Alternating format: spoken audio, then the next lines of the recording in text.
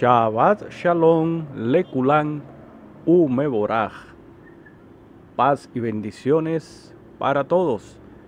Nos volvemos a ver en esta nueva oportunidad para continuar caminando Levítico, Sefer Vayikra y Yamó. La Parashá Hashabua o porción de la Torah para esta semana se titula Emor, diles, y el mensaje, ley de reciprocidad o den y se les dará.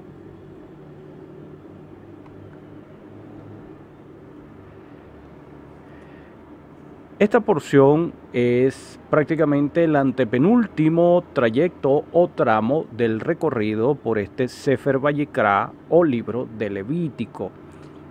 En esta porción, el Eterno le está dando a Moshe una serie de instrucciones y reglas específicamente para los sacerdotes y el sumo sacerdote. Sin embargo, esas reglas se extrapolan o se extienden a prácticamente todo el pueblo.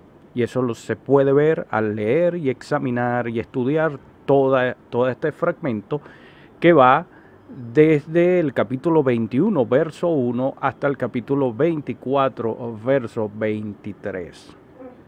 Entonces, Moshe está recibiendo las instrucciones dadas por el Eterno para que los sacerdotes y el sumo sacerdote se mantengan santos de una manera integral, ya que cada uno tiene su nivel de responsabilidad y dedicación por su tipo de servicio y funciones que el Eterno les designó para hacer, lo cual los ubica en diferentes niveles de santidad en cuanto a consagración, dedicación, pero en consecuencia que deben mantenerse puros, así como también aptos, o sea, kasher. Cada uno en su nivel tiene sus propias exigencias y normas, y así como sus funciones y responsabilidades son específicas, también su nivel de restricciones para no contaminarse y ser descalificado para el servicio, o sea, que se les estableció límites, lo cual es un tema interesante para una próxima oportunidad. También el Eterno indica aquí sus normas y condiciones para cada una de las ofrendas que debían ser presentadas en cada ocasión, diarias, en el Shabbat y en cada una de las fiestas. También el respeto para cada una de esas ofrendas, por quienes las podían comer y cuáles eran los animales aptos como sacrificios u ofrendas. Seguidamente, el Eterno entrega su agenda semanal y anual con cada una de sus citas, es decir, sus tiempos señalados, que en plural es Moadim y en singular es Moed, y significa también fecha, tiempo, lugar y el motivo. Todas estas son proclamadas como Santa Convocación, Mikra Kodesh. Tenemos entonces la semanal, que es el Shabbat, y entre las anuales tenemos Pesach y Hag HaMatzot, o sea, Pascua y panes sin levadura.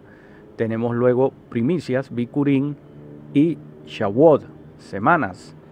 Yom Teruah o Día del Son de la Trompeta, y que tradicionalmente se le conoce como Rosh Hashanah, cabeza de año. Yom Kippur o Yom HaKippurim, que es el Día del Perdón o Expiaciones. Y Sukkot, que es la fiesta de los tabernáculos o enramadas, dentro de las cuales se incluye Shemini Atzeret, o sea, el día adicional de la fiesta. Para cerrar este fragmento o porción de Emor, el Eterno continúa impartiendo instrucciones, y en este caso es para que los sacerdotes enciendan las lámparas dentro del templo y la menorá. también para que presenten de una determinada manera, ocasión y cuándo debían comerlas y quiénes los panes de la proposición. Y se cierra definitivamente esta porción con el juicio al blasfemo y la ley de la restitución.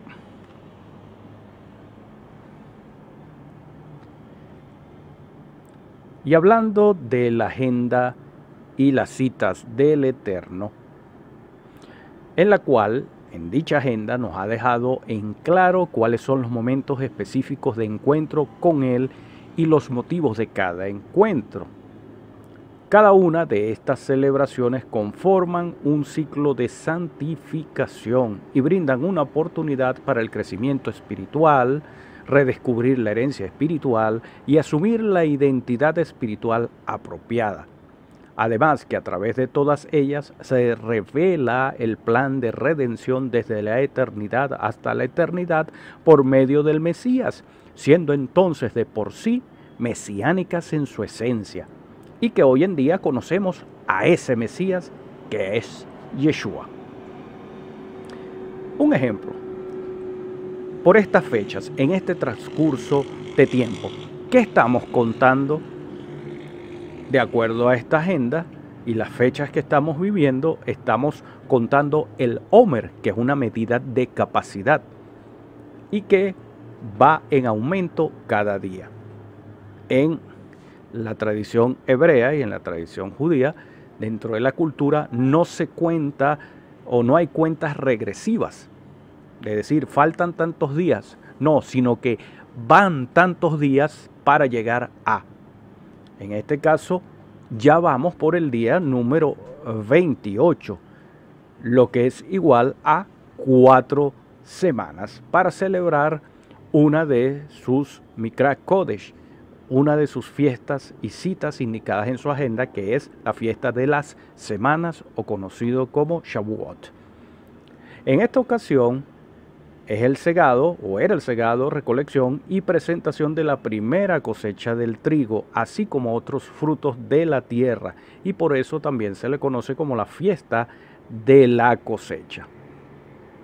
A este evento, los sabios de Israel, a través de los tiempos y de las generaciones en generaciones,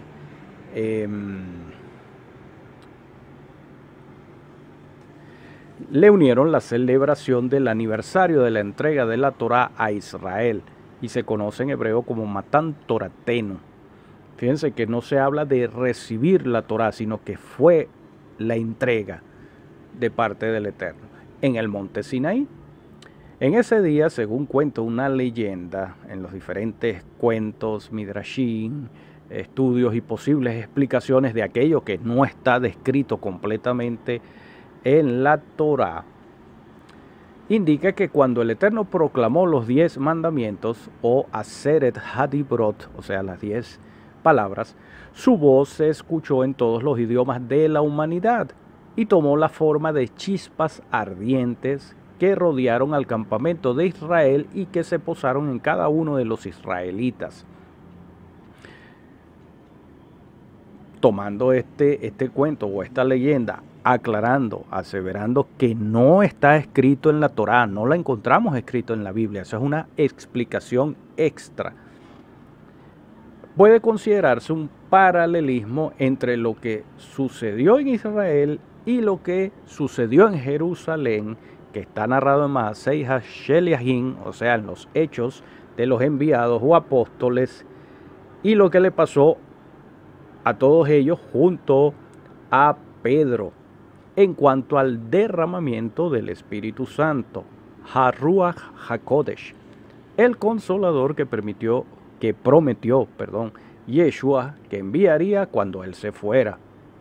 Entonces, de acuerdo a esto, hay una línea de conexión entre la entrega de la Torá, las reglas, las leyes, los estatutos, los límites, las instrucciones, las normas de vida, moral, ética y espiritual y la relación con el Eterno, en pocas palabras, la constitución del reino y por supuesto la entrega del Espíritu, por lo cual no puede verse o no debería verse uno sin considerar el otro. O sea, Matan Torateino, la entrega de la Torá de parte del Eterno y el derramamiento del Espíritu Santo.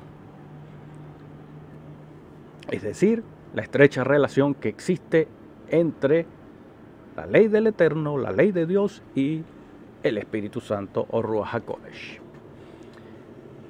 En el capítulo 23, verso 17 de este libro de Levítico, el Eterno dice lo siguiente: desde el lugar en que residan traerán 2 panes hechos con 4 litros de flor de harina, o sea, lo más puro, la mejor harina, y cocidos con levadura, que serán las primicias ofrecidas al Señor como ofrenda mecida. Esto es de acuerdo a la versión Reina Valera contemporánea. Por ejemplo, aquí en la congregación Bet El Shaddai se estableció desde hace bastante tiempo, por ejemplo, en relación a este texto, la tradición de convocar el día de Shavuot a un servicio congregacional por esa ocasión, y todos llevamos 2 panes para presentarlos delante del Eterno como ofrendas, o sea, evocando, rememorando y celebrando y simbolizando aquello que se hacía en aquel tiempo y en agradecimiento por la provisión del Eterno.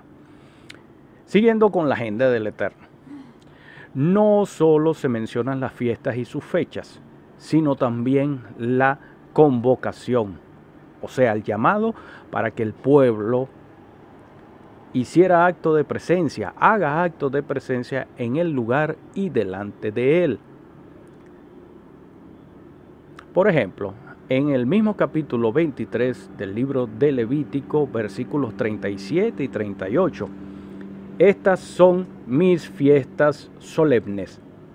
Para celebrarlas convocarán a reuniones santas y en el momento debido me presentarán ofrendas encendidas, holocaustos, ofrendas, sacrificios y libaciones, además de los donativos, votos y todas las ofrendas voluntarias que ustedes acostumbran presentarme los días de reposo.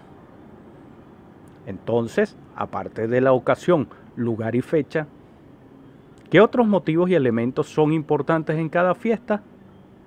Las ofrendas que debían presentarse. Ahora, ¿se menciona esto aquí como una obligación o como parte de la celebración? Razone, piense su respuesta y continuemos adelante. Es posible que se piense que como ya no hay templo, esto o estas ocasiones no deben celebrarse, sino solamente recordarlas si acaso, o con el argumento de que como se está bajo la gracia y se es libre de estas imposiciones, o sea que se malinterprete lo relatado por Juan en su capítulo 5, verso 1, y el capítulo 6, verso 4, y el capítulo 7, verso 2, que se indica que son fiestas de los judíos. Si entendemos el contexto y a quién estaba dirigido la Besorá al Pi Yohanan, o sea, las buenas noticias por Juan, lo que se conoce entonces como el Evangelio, ¿por qué él hace esa salvedad? ¿Por qué hace esa observación a cada una de las fiestas en las cuales él se refiere y que guardan relación con Yeshua o algo que dijo Yeshua en ese momento? Aparte de justificar que con su presencia él la estaba celebrando. Recordemos que Yeshua vivió y fue judío. Entonces, lo hizo como para una explicación, no para decir que esas fiestas eran exclusivas de los judíos. Pues resulta que estas fiestas son del Eterno y Él nos invita, y es lo que dice allí, que estas son mis fiestas y mis santas convocaciones. Por lo tanto, como parte de nuestra comunión y vida con Él, además, en respuesta a su amor, tal como también lo dice el apóstol Juan, Yohanan, en su primera carta en el capítulo 4, verso 19, nosotros le amamos a Él porque Él nos amó primero. Aunque no haya templo y estemos bajo la gracia, y aunque no podamos cumplir con la ubicación ni con las reglas en un 100%, debemos celebrar y no perdernos la bendición que esto acompaña. Vemos aquí en Levítico 23 que los sacrificios u ofrendas es uno de los temas cruciales e importantes. Entonces, primero es sacrificar u ofrendar y luego sigue lo demás de la fiesta. O sea que lo primero es dar al Eterno. Así que de una manera práctica, nosotros mismos somos la primera ofrenda, que somos los llamados a presentarnos, tal como dice en Romanos capítulo 12, verso 1, en el cual Rab Shaul, conocido cristianamente como el apóstol Pablo, nos dice: así que, hermanos, les ruego por las misericordias de Dios que se presenten a ustedes mismos como un sacrificio vivo, santo y agradable a Dios. Así es como se debe adorar a Dios. O sea que no es solamente el espíritu, sino con nuestro cuerpo presencialmente. Estaba escuchando en una de las clases y leyendo un material en estos días, y escuchaba al facilitador o maestro indicar, por ejemplo, las diferentes actividades en las congregaciones. Y entonces en cada servicio el pastor y el líder convocaba a el servicio de oración en los días de semana.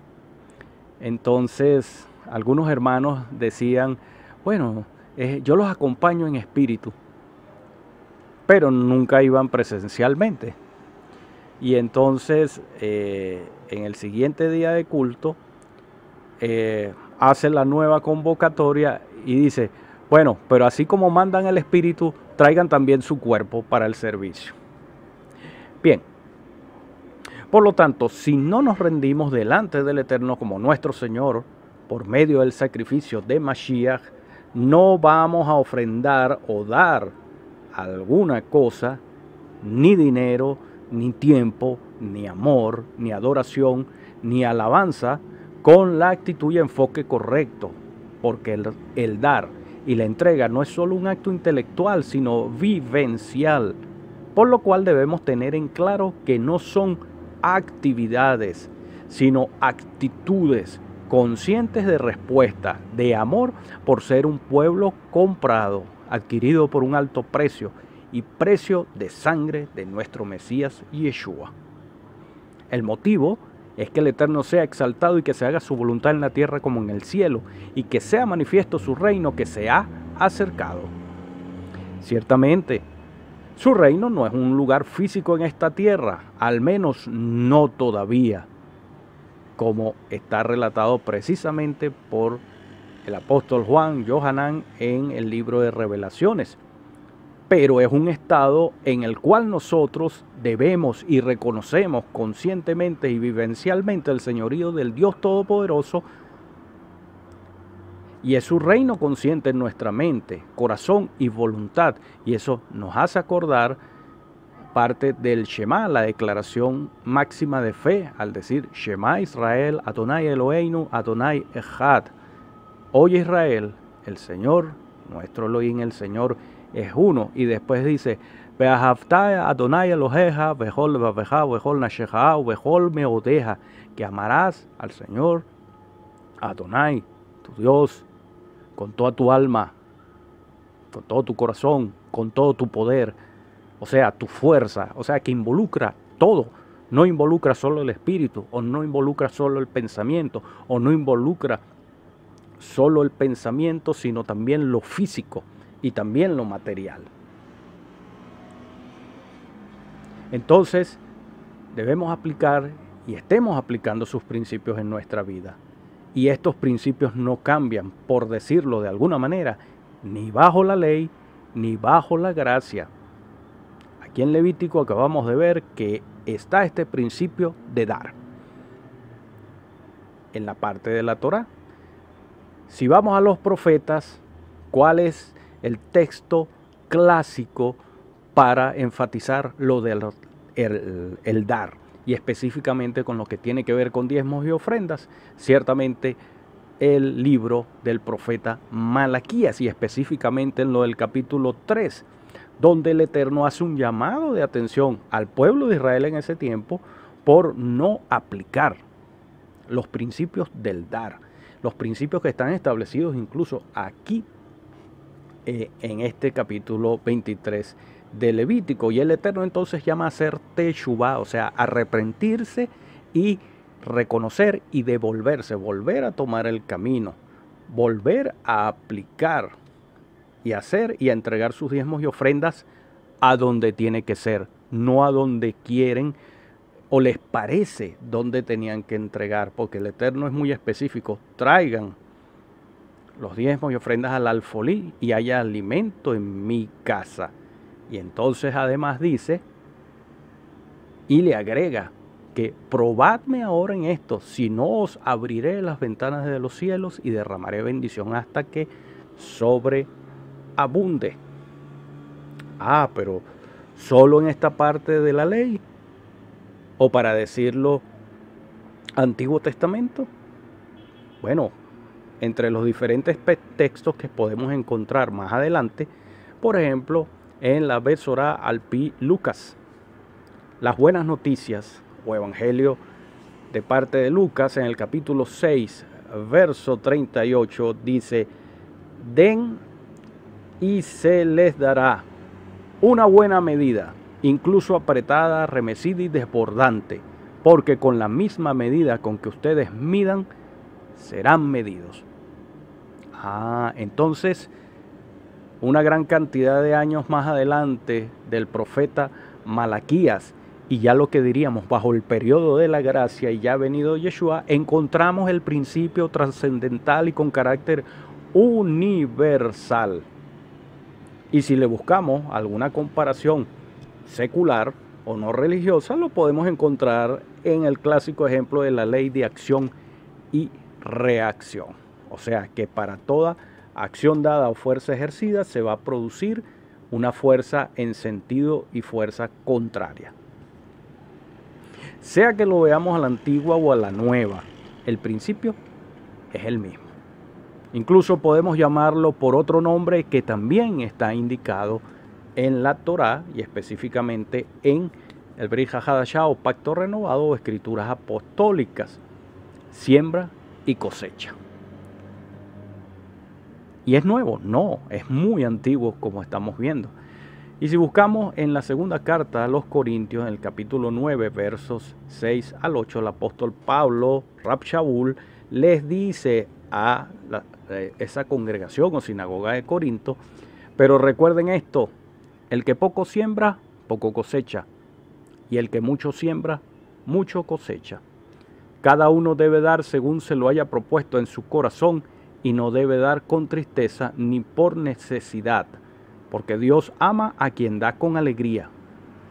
Y Dios es poderoso como para que abunde en ustedes toda gracia, para que siempre y en toda circunstancia tengan todo lo necesario y abunde en ustedes toda buena obra. ¿Qué está indicando aquí Rab Shaul? La aplicación práctica de lo que debemos hacer nosotros y cómo hacerlo. Es el conjunto, actitud, disposición y hasta sentimiento acorde. Y nos recalca cuál es el nivel de Dios y quién es Él y qué va a suceder en consecuencia.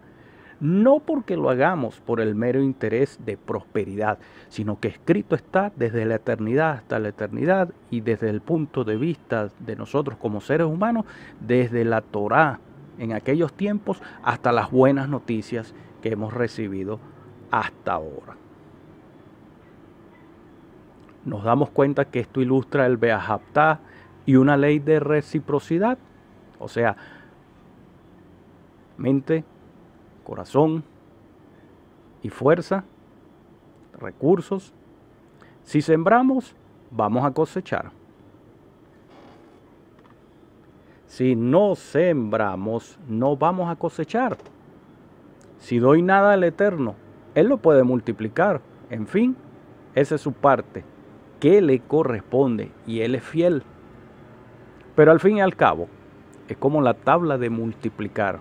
Cualquier cantidad multiplicada por cero es cero.